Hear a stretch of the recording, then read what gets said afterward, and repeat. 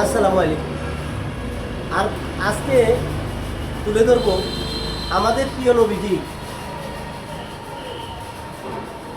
আমিন বলছিল ধ্বংস হয়ে যাবে তারা তিনটা কাজ না করলে, তাদের জন্য মসজিদে নববীতে দাঁড়াইয়া এই কথাগুলো বলছিল। জিব্রাইল আইসা বলছে নবীকে, আর নবীজি বলছে আমিন আমিন আমিন। কোন কাজগুলা?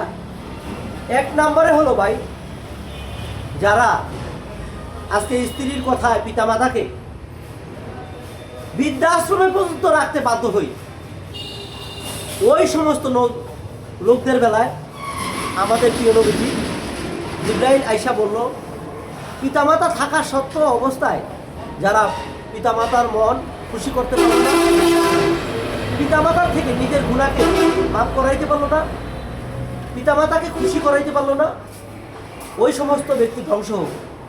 জিব্রাইল আলাইহিস সালাম বলছে নবীজিকে, নবীজি বলছে আমিন। চিন্তা করছেন ভাই, মা বাবার কদর আল্লাহ পাক কোন জায়গায় দিয়েছে। তারপরে আবার বলছে রমজান মাস পাইয়া যে ব্যক্তি রোজা রেখে তারাবি পরে নিজের গুনাহকে মাফ করাইতে পারলো না, ওই ব্যক্তি ধ্বংস হোক। নবীজি বলছে আমিন।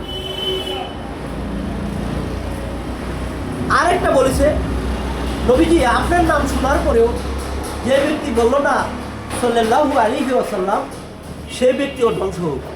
আমাদের নবীজি বলছে আমিন। তাই ভাই দোস্ত বুজুর্গ, এই তিনোটা কাজে আমরা পুঙ্খানুপুঙ্খানু করার চেষ্টা করব।